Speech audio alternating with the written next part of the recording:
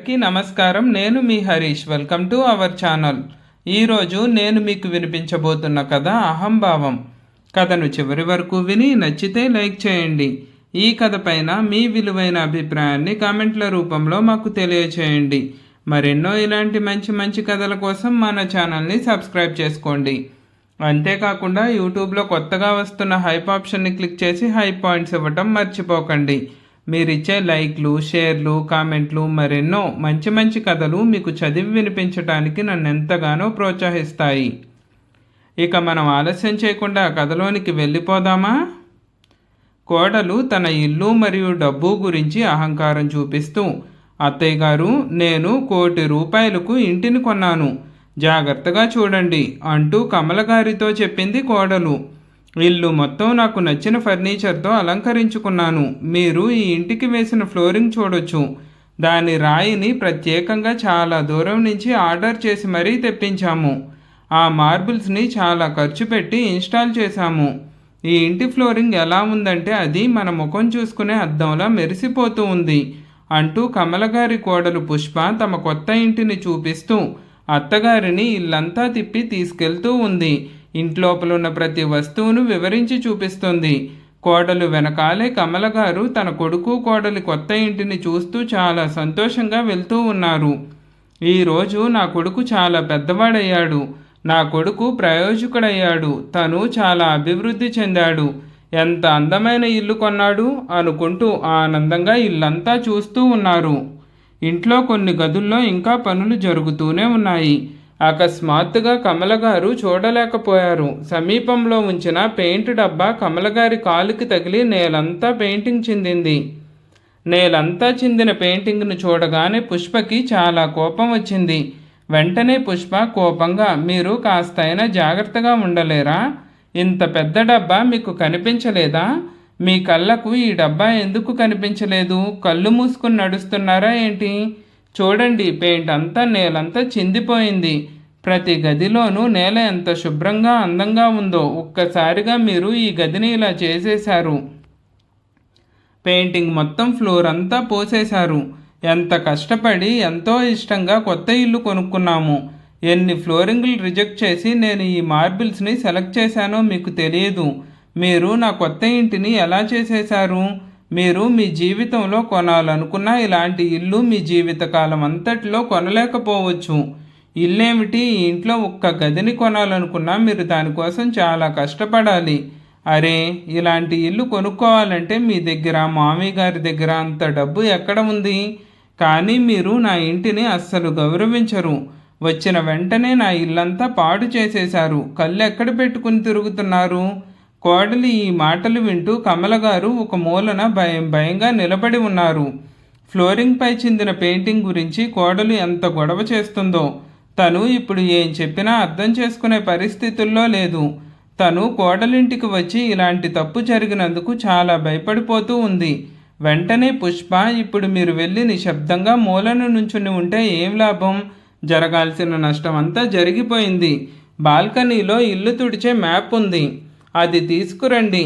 ఈ పెయింటింగ్ అంతా శుభ్రం చేయండి. మీరే దాన్ని ఇల్లంతా పడేసేలా చేశారు. ఇప్పుడు దాన్ని శుభ్రం చేయాల్సిన బాధ్యత కూడా మీదే అని అంది కోడలు చాలా కోపంగా.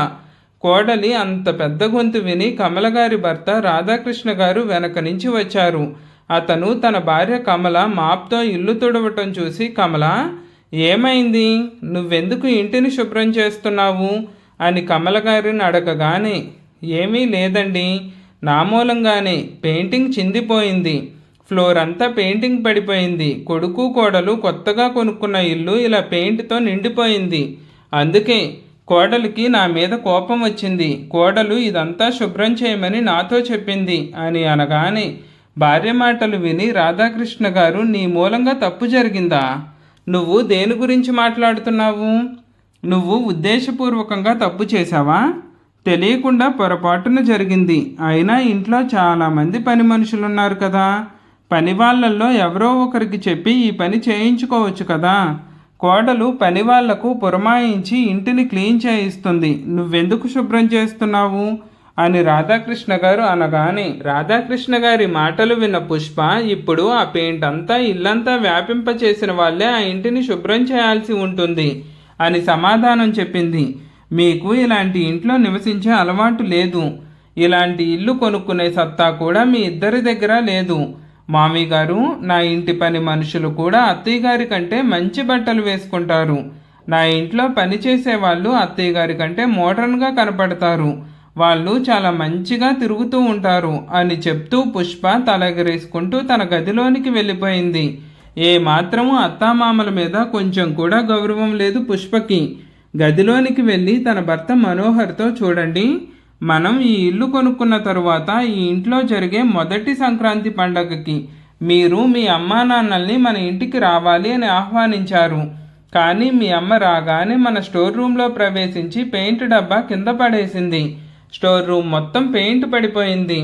మన ఇల్లు మొత్తం మురికిగా అయిపోయింది. ఈ మాటలు వినగానే మనోహర్, ఏంటి, అమ్మ పెయింటర్ డబ్బా కింద పడేసిందా అంటూ ల్యాప్టాప్లో పని చేసుకుంటున్న పని వదిలేసి స్టోర్ రూమ్ వైపు పరిగెత్తుకుంటూ వచ్చాడు మనోహర్.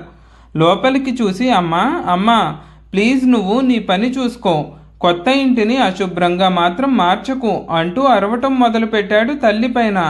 సరే, నీ మూలంగానే ఇదంతా జరిగింది కాబట్టి ఇప్పుడు ఈ మొత్తం శుభ్రంగా తుడిచెయ్యి, ఒక్క మరక కూడా నాకు కనిపించకూడదు, ఇల్లంతా అద్దంలా మెరిసిపోవాలి, ఈ నేలంతా శుభ్రంగా మారే వరకు తుడుస్తూనే ఉండండి అని చెప్పి కొడుకు తన గదిలోనికి వెళ్ళిపోయాడు. అయితే తన కొడుకు కోడలు తనను ఇంతలా అవమానించారని, ఇంతలా తన పైన అరిచారని, నేనేం నేరం చేశానని నా మీద ఇంతలా కొడుకు కోడలు అరుస్తున్నారు అని అనుకుంటూ కమలగారు కన్నీళ్లు పెట్టుకున్నారు. కమలగారు తనలో తానే బాధపడుతూ ఉన్నారు. రాధాకృష్ణ గారు కూడా తన కొడుకు కోడలు మాటలు విని మౌనంగా వెళ్ళిపోయారు. నిజానికి కమలగారు, రాధాకృష్ణ గారు సంక్రాంతి పండుగను జరుపుకోవటానికి కొడుకు ఇంకా కోడలు ఇంటికి వచ్చారు. 10 రోజుల క్రితం రాధాకృష్ణ గారి కొడుకు మనోహర్ ఆయనకు ఫోన్ చేశాడు. నాన్న, నేను కొత్త ఇల్లు కొనుక్కున్నాను, ఇప్పుడే మేము ఆ ఇంట్లోనికి వచ్చాము. కొత్త ఇంట్లోకి వచ్చాక మొట్టమొదటిసారిగా వచ్చే సంక్రాంతి పండగకి మీరందరూ ఇక్కడికి వచ్చి మాతో కలిసి పండగ జరుపుకోవాలని కోరుకుంటున్నాను. మీరంతా మాతో పాటు ఉంటే పండగ చాలా సరదాగా ఉంటుంది అని చెప్పినప్పుడు రాధాకృష్ణ గారు కుదరదని చాలాసేపు ఒప్పుకోలేదు మనోహర్తో. కానీ కొడుకు పట్టుపట్టి తల్లిదండ్రులిద్దరినీ అక్కడికి పిలిపించాడు.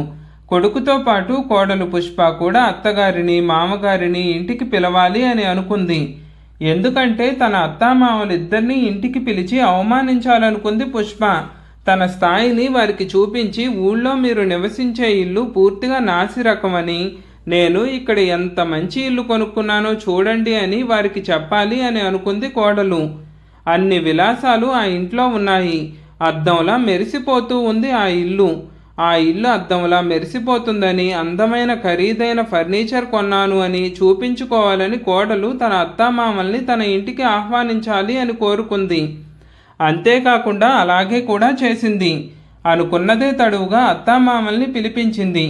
ఈ రోజు ఉదయం కమలగారు ఇంకా రాధాకృష్ణ గారు తమ కొడుకు ఇంటికి వచ్చారు.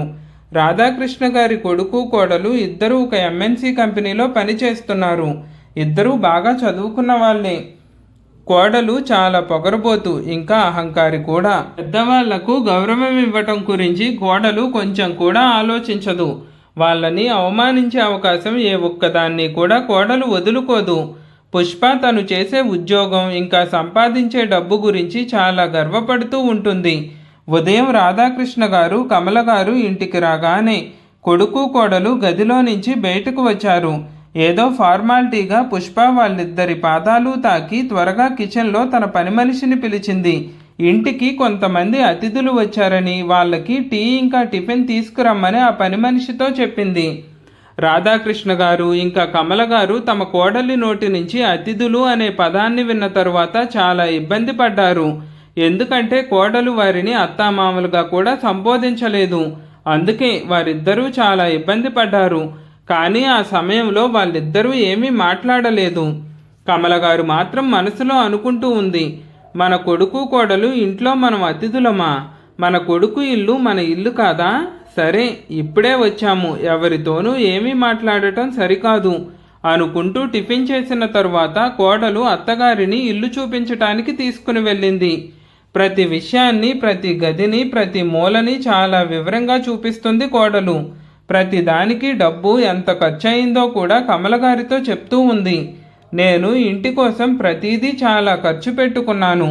ఇంట్లో ప్రతి ఒక్క వస్తువు చాలా ఆలోచించి ఎంపిక చేశాను అని చెప్తూ నడుచుకుంటూ వెళ్తుంది కోడలు. కోడలు వెనకాలే కమలగారు కూడా నడుస్తూ ఉన్నారు.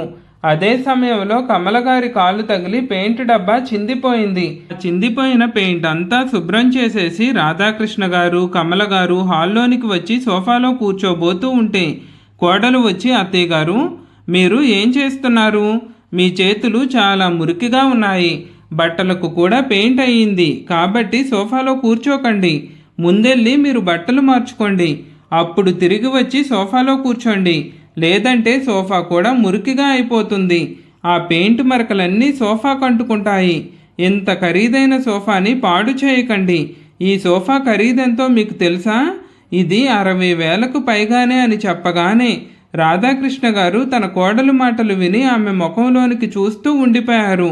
రాధాకృష్ణ గారు కోడలికి ఏ మాట కూడా బదులు చెప్పలేదు. అప్పుడు కమలగారు, అమ్మా పుష్ప, నువ్వు చెప్పింది కూడా నిజమే. నేను బట్టలు మార్చుకుని వస్తాను అని చెప్పగానే, అత్తయ్య గారు మీరు ఎలాంటి చీర కట్టుకొచ్చారు? మీ దగ్గర మంచి బట్టలు కూడా లేవా? మా పని మనిషి కూడా ఇలాంటి చీర కట్టుకోదని మీకు తెలుసా? అందుకే పని వాళ్ళందరూ ఎవరో పల్లెటూరి అనాగరికులు వచ్చారని మిమ్మల్ని చూసి మాట్లాడుకుంటూ ఉన్నారు. కొడుకు కోడలు దగ్గరకు వచ్చేటప్పుడు ఏదైనా డీసెంట్ వేర్ వేసుకోవాలని మీకు తెలియదా? ఏదైనా మంచిగా కనిపించేలాగా వేసుకుని రావాలి. మీరు పట్నానికి వస్తున్నారు కదా, మీరు చుడ్డీదార్ ఎందుకు వేసుకోకూడదు? మీరు ఊళ్ళో ఉన్నప్పుడు ఏదైనా వేసుకోండి, కానీ మా దగ్గరకు వచ్చేటప్పుడు మాత్రం పంజాబీ డ్రెస్సులు వేసుకోండి అని అనగానే కమలగారు, కోడలా, పెళ్ళయ్యాక నేనెప్పుడూ పంజాబీ డ్రెస్సులు వేసుకోలేదు. ఇప్పటి వరకు నేను వాటిని ఒక్కసారి కూడా వేసుకుని చూడలేదు. నేను అత్తామామల ఇంటికి వచ్చినప్పటి నుంచి చీరలే కట్టుకున్నాను. ఇప్పుడు కూడా నాకు చీర కట్టుకోవటమే అలవాటయింది. నా దగ్గర డ్రెస్సులు కూడా లేవు అని చెప్పగానే కొడుకు మనోహర్ బయటకు వచ్చి, అమ్మా సరే ఏం పర్వాలేదు, నీ దగ్గర డ్రెస్సులు లేకపోతే ఏమైంది? పుష్ప, ఈ సంక్రాంతి పండుగ తర్వాత నువ్వు పని మనిషికి ఇవ్వటానికి పక్కన పెట్టేసిన డ్రెస్సుల్లో 2 అమ్మకివ్వు. అమ్మ వాటిని కట్టుకుంటుంది. ఇక్కడ ఉన్నన్ని రోజులు వాటిని వేసుకుంటుంది.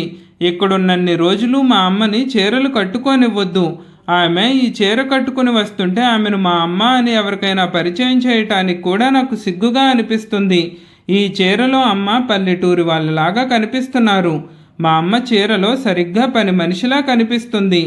ఈ మాటలు విన్న రాధాకృష్ణ గారి సహనం పరిమితిని చేరుకుంది. రాధాకృష్ణ గారు చాలా కోపంగా వచ్చి తన కొడుకుతో, బాబు మనోహర్, మీ అమ్మ ఎప్పుడూ చీరే కట్టుకుంటుంది. ఆమె చీర మాత్రమే కట్టుకుంటుంది అని చెప్పాడు కొడుకుతో. నీకు మీ అమ్మ చీర కట్టుకోవటం ఏదైనా ఇబ్బందిగా ఉంటే ముందే చెప్పుండాల్సింది. ముందే చెప్తే మేము అసలు ఇక్కడికి వచ్చేవాళ్ళం కూడా కాదు. మేము మా ఇంట్లోనే చాలా సంతోషంగా ఉండేవాళ్ళము. మమ్మల్ని అవమానించటానికి మమ్మల్ని ఇక్కడికి పిలిచారా అంటూ మాట్లాడుతూ ఉన్న తండ్రి మాటలకి కొడుకు కాస్త కంగారు పడ్డాడు. తడబడుతూ ఏమీ మాట్లాడలేకపోయాడు కొడుకు. వెంటనే, సరే అమ్మా, నీకు ఏది కావాలంటే అదే వేసుకో అని అన్నాడు మనోహర్. అయితే కోడలు తన అత్తామామల్ని అవమానించాలని కోరికతోనే ఇదంతా చేసిందని రాధాకృష్ణ గారికి అర్థమవుతూనే ఉంది ప్రతి విషయంలోనూ. పుష్ప మొదటి నుంచి అత్తగారితో, మామగారితో చాలా చిరాగ్గా ఉండేది. తన చదువు గురించి, ఉద్యోగం గురించి ఎప్పుడూ గర్వంగా ఉండేది. ఈ విషయాలన్నీ కమలగారికి, రాధాకృష్ణ గారికి కూడా తెలుసు. కాసేపటి తరువాత కమలగారు కొడుకుతో, మనోహర్, మా గదేది? ఇంత పెద్ద ఇంట్లో మేమెక్కడ ఉండాలి? మేము మా సామాన్లు ఎక్కడ పెట్టుకోము? మా బ్యాగులు ఇప్పటికీ హాల్లోనే ఉన్నాయి అని అనగానే వెంటనే మనోహర్, అమ్మా, నువ్వు పెయింట్ పారబోసిన స్టోర్ రూమ్ ఉంది కదా, మీ వస్తువులన్నీ అక్కడ పెట్టుకోండి అని అనగానే మనోహర్ మాటలన్నీ విన్న కమలగారు, ఏంటి బాబు, మేము స్టోర్ రూమ్లో ఉంటామా? మమ్మల్ని స్టోర్ రూమ్లో ఉండమని చెప్తున్నావా నువ్వు అని అడగగానే, నీకు ఇంత పెద్ద ఇల్లు ఉంది కదా మనోహర్, ఈ ఇంట్లో మొత్తం 5 బెడ్రూమ్లు ఉన్నాయి. నువ్వు నీ తల్లిదండ్రులకి వాళ్ళు ఉండటానికి స్టోర్ రూమ్ ఇస్తున్నావా అని అనగానే మనోహర్ మాట్లాడుతూ, చూడమ్మా, ఇప్పుడే ఇల్లు కొత్తగా కొన్నామని నీకు కూడా తెలుసు కదా. ఇంకా ఇంట్లో పనులు జరుగుతూనే ఉన్నాయి. వస్తువులన్నీ ఎక్కడ పడితే అక్కడే ఉన్నాయి. గదులేవి సరిగ్గా ఖాళీ లేవు. 2 గదులు ఖాళీగా ఉన్నాయి. ఒక గదిలో మేము ఉంటున్నాము. మరొక గదిలో పుష్ప వాళ్ళ అమ్మా నాన్న సాయంత్రానికల్లా ఇంటికి వస్తారు. ఇంకా పుష్ప తరపు నుంచి చాలా మంది అతిథులు రాబోతూ ఉన్నారు. వాళ్ళ కోసమే ఆ గదులు ఖాళీగా ఉంచబడ్డాయి. మీరు మన కుటుంబానికి చెందినవారు కాబట్టి మేము మిమ్మల్ని ఎక్కడైనా ఉంచొచ్చు అని అనుకున్నాం అని మనోహర్ అనగానే వెంటనే కమల గారు తన భర్త చేయి పట్టుకుని ఒక చేత్తో బ్యాగ్ అందుకుని వెళ్దాం పదండి అని చెప్పింది కమల గారు. ఈ గదికి మాత్రం ఏమైంది, బానే ఉంది కదా అంటూ గదిలోనికి వచ్చిన తరువాత కమల గారు రాధాకృష్ణ గారితో ఇలా అన్నారు. వెంటనే రాధాకృష్ణ గారు కమల గారితో ఇక్కడికి వచ్చి మనం తప్పు చేశామంటావా? మనం రాకుండా ఉండాల్సింది. మన ఇంట్లోనే మనం చాలా సంతోషంగా ఆనందంగా జీవితాన్ని గడుపుతూ ఉన్నాము. కొడుకు కోడళ్ళు మనల్ని దూషించటంలో అవమానించటంలో వెనకడుగు కూడా వేయటం లేదు. కొడుకు ఇప్పుడు చాలా పెద్దవాడయ్యాడు. పైగా చాలా ప్రయోజకుడు కూడా అయ్యాడు. మనమే వాణ్ణి చదివించాం పెంచాం, కానీ అవన్నీ తనకి కనిపించటం లేదు. పుట్టగానే తను అన్నీ సాధించేసినట్లు అనుకుంటున్నాడు. మనోహర్ని పెంచటం కోసం చదివించటం కోసం ఏమేం చేశామో మనకి తెలుసు. కానీ మనం తన పెంపకం కోసం ఏమీ కష్టపడనట్లు తను ప్రవర్తిస్తూ ఉన్నాడు. ఊళ్ళో అప్పులు తీసుకుని చదువు కోసం ఫీజులు కట్టాము. కానీ మన కొడుకు ఇవన్నీ మర్చిపోయాడు. ఈరోజు తను బాగా సంపాదిస్తున్నాడు కాబట్టి ఇవన్నీ మర్చిపోయి ఏమీ గుర్తులేనట్లుగా ప్రవర్తిస్తున్నాడు అని అనుకున్నారు. ఈరోజు డబ్బు సంపాదించటం మొదలుపెట్టినప్పుడు కొడుకుకు కళ్ళు మూసుకుపోయాయని తల్లిదండ్రులను దూషించటంలో అస్సలు వెనకడుగు వేయటం లేదు అని అనగానే భర్త కోపాన్ని చూసిన కమల గారు ఊరుకోండి, ఇప్పుడు మీరు ప్రశాంతంగా ఉండండి. మనం 4 రోజులు ఉండటానికి ఇక్కడికి వచ్చాం. ఆ తరువాత తిరిగి మన ఇంటికి మనం వెళ్ళిపోతాం. దానికి ఎందుకంత కలత చెందుతున్నారు అని అనగానే రాధాకృష్ణ గారు కమల, నీకు ఎలాంటి బాధ లేదా? కొడుకు కోడలు డబ్బు పొగరు చూపిస్తున్నారు. ఏం మన దగ్గర డబ్బు లేదా? మనల్ని బిచ్చగాళ్ళలాగా భావిస్తున్నారు. మన దగ్గర ఏమీ లేకపోవచ్చు, కానీ మన వయసుకు కూడా మర్యాద ఇవ్వటం లేదు. నిజానికి మనం ఏమీ లేకుండా ఏమీ లేము. ఊళ్ళో భూములున్నాయి, ఆస్తులు కూడా ఉన్నాయి. నేను స్కూల్లో టీచర్గా పనిచేస్తున్నాను. నాకు పెన్షన్ కూడా వస్తుంది. మనమేం పేదరికంలో జీవించటం లేదు. మనం కూడా గ్రామంలో హాయిగా జీవిస్తున్నాం. కానీ కోడలు మనతో అలా ఎలా బిహేవ్ చేస్తుంది? ఇల్లు కొనుక్కుంటే తనకంటే గొప్పవాళ్ళు లేరని మనకే డబ్బు పొగరు చూపిస్తున్నారు కొడుకు కోడలు. ఇలాంటివన్నీ నాకు అస్సలు నచ్చవు. ఈ సంక్రాంతి పండుగ తొందరగా గడిచిపోనివ్వండి. ఆ తరువాత మనం ఊరికి వెళ్ళిపోదాం.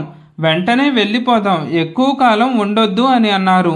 చాలా కష్టంతో కమల గారు రాధాకృష్ణ గారు తన కొడుకు ఇంట్లో 4 రోజులు గడిపారు. అతి కష్టం మీద వారు పండగని ఇక్కడే జరుపుకున్నారు. ప్రతి క్షణం వారికి ఒక యుగంలా గడిచింది. అయితే భార్యాభర్తలిద్దరూ తమలో తాము ఒకరికొకరు సుఖాన్ని దుఃఖాన్ని పంచుకుంటూ ఉన్నారు. అయితే సంక్రాంతి పండగ అయిపోయిన తరువాత పుష్ప తన అత్తగారి దగ్గరకు వచ్చి ఇలా చెప్పింది. అత్తయ్య గారు, ఈరోజు నా వంట మనిషి సెలవు పెట్టింది. నాకు చాలా ఆఫీస్ పని ఉంది. మీరు కిచెన్లో పని చేసుకుంటూ ఉంటారా? మీరు 2-3 కూరలు చేయండి. వెజ్ బిర్యానీ, గుత్తొంకాయ కూర ఖచ్చితంగా ఉండాలి ఆ భోజనాల్లో. ఇంకా కొన్ని చపాతీలు, పూరీలు, ఇంకా 2-3 రకాల స్వీట్స్ కూడా మీరు తయారు చేయండి. ఇవన్నీ మీరు చేస్తూ ఉండండి. నా పని అయిపోగానే నేను వచ్చి మీకు సహాయం చేస్తాను అని కోడలు అనగానే కమల గారు, కోడలా, ఇవన్నీ నేను ఒంటరిగా ఎలా చేయగలను అని అడుగుతూ ఉండగానే కోడలు ఆవిడ మాటలు పూర్తిగా వినకుండానే తను కావాల్సినవన్నీ ఆర్డర్ చేసి వెళ్ళిపోయింది. ఇక ఏం చేయాలో అర్థం కాక కమల గారు వంటగదిలోనికి వెళ్ళారు. ఆ వంటగదిలో ఏది ఎక్కడుందో ఆవిడకు బొత్తిగా తెలియదు. ఎందుకంటే ఆ గదంతా కోడలే తన ఇష్ట ప్రకారంగా సర్దుకుంది. ఆమె చాలా కష్టపడి ఏది ఎక్కడ ఉందో చూసుకుని వంట చేయటం మొదలుపెట్టింది. సహాయం చేస్తానని చెప్పి వెళ్ళిన కోడలి జాడే లేదు. కమల గారు ఫ్రిడ్జ్లో నుంచి కూరగాయలు బయటకు తీసి పూరీల కోసం చపాతీల కోసం పిండిని కలిపారు. పాయసం కూడా చేశారు. పని చాలా వరకు పూర్తయిపోయింది. అయినా సరే కోడలు ఒక్కసారి కూడా వంటగదిలోనికి చూడటానికి కూడా రాలేదు. వంటగదిలో పనిచేసేది తన అత్తగారని తను అత్తగారిలా భావించటం లేదు. పని మనిషి అని ఫీల్ అవుతూ ఉంది అత్తగారిని. ఆ రోజు కమల గారు వంటగదిలో అన్ని పనులు పూర్తి చేశారు. తరువాత రోజు రాధాకృష్ణ గారు తమ ఇంటికి తిరిగి వెళ్ళటం గురించి కొడుకుతో మాట్లాడుతూ ఉన్నారు. అలా మాట్లాడుతున్నప్పుడు, బాబు మనోహర్, దయచేసి మాకు టికెట్లు తీసివ్వు. ట్రైన్ ఏ టైం ఉందో చూసి చెప్పు, దాని ప్రకారం మేము స్టేషన్కు బయలుదేరతాం అని అనగానే కొడుకు ఇంకా ఆలస్యం చేయకుండా గబగబా తల్లిదండ్రులకు టికెట్లు బుక్ చేశాడు. టికెట్లు ప్రింటౌట్ తీసుకుని తండ్రి చేతిలో పెట్టాడు. మీరు వెళ్లాల్సిన ట్రైన్ మధ్యాహ్నం 2 గంటలకు ఉంది అని చెప్పాడు తల్లిదండ్రులతో. కమల గారు తన కొడుకుతో, కోడలితో, మీరు మన ఇంటికి ఎప్పుడు వస్తారు? మీరు చాలా కాలంగా ఇంటికి రాలేదు అని చాలా ఆప్యాయంగా అడిగారు కమల గారు కొడుకు కోడల్ని. అలా అడిగినప్పుడు మనోహర్, అమ్మా, నాకు ఇప్పుడు ఇంటికి వచ్చేంత సమయం లేదు, నాకు ఎప్పుడైనా సమయం దొరికితే నేను మీకు చెప్తాను అని అనగానే కమలగారి తల్లి హృదయం తల్లడిల్లిపోయింది. కొడుకు నిరాకరించటంతో కమలగారు కోడలి దగ్గరకు వెళ్ళి, అమ్మ పుష్ప, చాలా రోజుల నుంచి మీరు మన ఇంటికి రానేలేదు, మీకు సెలవులు వచ్చినప్పుడు తప్పకుండా మీరిద్దరూ ఇంటికి రావాలి అని అడిగింది కోడల్ని. వెంటనే పుష్ప మా తమ్ముడికి ఎమ్మెల్యే కూతురితో పెళ్లి నిశ్చయించుకున్నారు. తన పెళ్లి 6 నెలల్లో జరగబోతుంది. అప్పుడు ఆ పెళ్లికి రావాలని ప్లాన్ చేసుకుంటున్నాం. సమయం దొరికితే అప్పుడు ఇంటికి కూడా వస్తాము అని చెప్తూ తన తల్లిదండ్రుల స్టేటస్ని అత్తగారికి చూపించడానికి ప్రయత్నం చేస్తూ ఉంది పుష్ప. చివరికి రాధాకృష్ణ గారు, కమల గారు రైల్వే స్టేషన్కి చేరుకున్నారు. రైలు రావాల్సిన సమయం కంటే వీళ్ళిద్దరూ ముందుగానే స్టేషన్కు చేరుకున్నారు. తాము వెళ్లాల్సిన రైలు వచ్చేదాకా వారిద్దరూ ఎదురు చూస్తూ కూర్చున్నారు. తాము వెళ్లాల్సిన రైలు వచ్చేసరికి ఎక్కి రైల్లో కూర్చున్నారు. వాళ్ళిద్దరూ మనసులో బాధగా ఉండటం వల్ల ఏమీ మాట్లాడుకోకుండా మార్గమధ్యమంతా మౌనంగా కూర్చున్నారు. కొడుకు కోడలు గురించి వాళ్ళిద్దరూ ఏం మాట్లాడుకోవాలి? ఎంత సంతోషంతో వచ్చారో అంత బాధతో వెనక్కి వెళ్ళిపోయారు. కాలం మెల్లగా గడిచిపోయింది. 6 నెలల సమయం గడిచిపోయింది. 6 నెలల తరువాత మనోహర్ తన తండ్రికి ఫోన్ చేశాడు. తన తండ్రికి ఫోన్ చేసి, నాన్న, మా అత్తామామ వాళ్ళ ఇంట్లో పెళ్ళి ఉంది, మేము మా బావమరిది పెళ్ళికి అక్కడికి వస్తున్నాం, పుష్ప నేను వస్తాము, మేము ఒకరోజు వీలు చూసుకుని మన ఇంటికి కూడా వస్తాము, అయితే ఆ పల్లెటూరులో మేము అస్సలు ఉండలేము, అందుకే ఎక్కువ రోజులు అక్కడ ఉండలేం, అక్కడ ఎలాంటి సౌకర్యాలు ఉండవు, కాబట్టి మేము ఒక్కరోజు మాత్రమే ఉంటాము అని చెప్పాడు కొడుకు తండ్రితో. ఇన్నేళ్ల తరువాత కొడుకు కోడలు ఇంటికి వస్తున్నారని, కొడుకు కోడలు వస్తున్నారన్న వార్త విని కమల గారు చాలా సంతోషించారు. పెళ్ళైపోయిన తరువాత కొడుకు కోడలు తమ ఇంటికి వస్తారు. అయితే బయట నిలబడి తండ్రికి ఫోన్ చేసి, నాన్న, మన ఇల్లు ఎక్కడ ఉంది? ఈ వీధిలోనే కదా మన ఇల్లు ఉండాలి, నాకు మన ఇల్లు కనిపించటం లేదు, 2 గదులున్న మన ఇల్లు ఎక్కడా కనిపించటం లేదు, దాని స్థానంలో చాలా పెద్ద బంగ్లా నిర్మించబడి ఉంది, అది చూడటానికి చాలా పెద్దదిగా ఉంది, దానికి చాలా పెద్ద గేటు కూడా ఉంది అని చెప్తూ మెరుస్తూ ఉన్న ఆ గేటును చూసిన కొడుకు కోడలు ఆ గేటు పైన కమలా రాధాకృష్ణ అనే పేర్లు ఉన్నాయి. ఆ నేమ్ ప్లేట్ చూడగానే వాళ్ళిద్దరి కళ్ళు బైర్లు కమ్మాయి. దగ్గరకు వెళ్ళి నేమ్ ప్లేట్ని చూసి అది తమ తల్లిదండ్రుల పేరే. అంతలోనే రాధాకృష్ణ గారు ఫోన్ కట్ చేసి డోర్ నుంచి బయటకు వచ్చారు. రాబాబు, ఇది మా సొంతిల్లు అని చెప్పారు. ఈ 6 నెలల్లోనే ఈ ఇంటిని కట్టాము అని చెప్పగానే తన తండ్రి యొక్క అలాంటి అద్భుతమైన ఇంటిని చూసి కొడుకు కోడలు చాలా ఆశ్చర్యపోయారు. ఇంటి వైపే చూస్తూ నిలబడిపోయి ఉండిపోయారు. ఆ ఇల్లు చాలా అందంగా ఉంది. అనేక శిల్పాలతో నిర్మించబడి ఉంది ఆ ఇల్లు. చుట్టూ మార్బిల్స్ మెరుస్తూ ఉన్నాయి. తన తండ్రి గ్రామంలో నివసిస్తున్నప్పటికీ ఎవరినైనా ఆకర్షించేలాగా అందమైన మొక్కలతో, చెట్లతో గార్డెన్ అంతా నింపేశారు. ఆ ఇల్లు చూడగానే పుష్ప కళ్ళు చెదిరిపోయాయి. తన అడుగులు లోపలికి కదలటం లేదు. వెంటనే రాధాకృష్ణ గారు, రాబాబు, రా అమ్మ, ఇది మా సొంతిల్లు అని చెప్పారు కొడుకు కోడలితో. తడబడాల్సిన పనేమీ లేదు అని అనగానే పుష్ప లోపలికి వెళ్ళి చూసింది.